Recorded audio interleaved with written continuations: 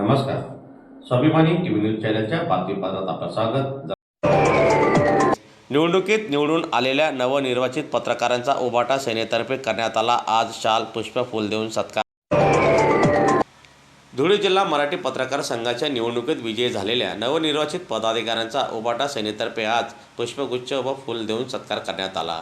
यावेळी पत्रकार संघाच्या नूतन कार्यकारिणीचे अभिनंदन करत पुढील कार्यकाळासाठी शुभेच्छा देण्यात आल्या.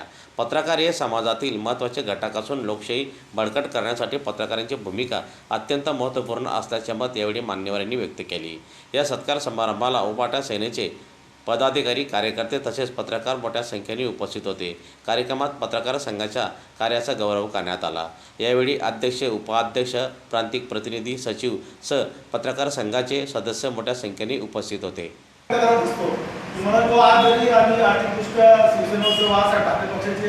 पदाधिकारी सक्षम जरी असतो किंवा काही जाहिरातीच्या माध्यमातून आम्ही अनेकदा फक्त आमची एक कंपोजबाजी आहे, आम्ही जाहिराती देऊ शकत नाही, कारण की जाहिराती सगळ्यात त्यांना द्यायचं म्हटलं की तेवढं पॉसिबल पण होते. पण काही बातम्यांच्या संदर्भामध्ये आम्ही मला दोनकडे आग्रह होतो की भाऊ तुम्ही आमची बातमी छापा. तेव्हा मला भाऊ देखील आमच्यावरती चिंतात आणि परवाच्या दिवशी असाच एक प्रसंग झाला.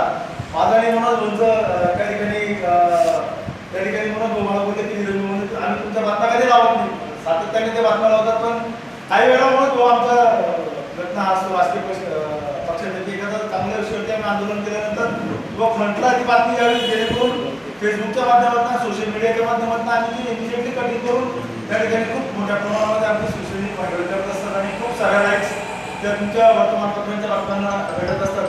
त्याच्यामुळे मला तो येणाऱ्या कालावधीमध्ये आम्ही देखील हक्काने जरी काही देत नसतो तरी पण हक्काने आम्ही तुमच्याकडे मागणी करत राहू, तुम्ही आम्हाला सामावून घ्यावं. आता मी ओमची या ठिकाणी आहेत, रवी ओनराळे सातत्याने त्या ठिकाणी राहतात, तुमची सर्व कार्यक्रम त्या ठिकाणी असते.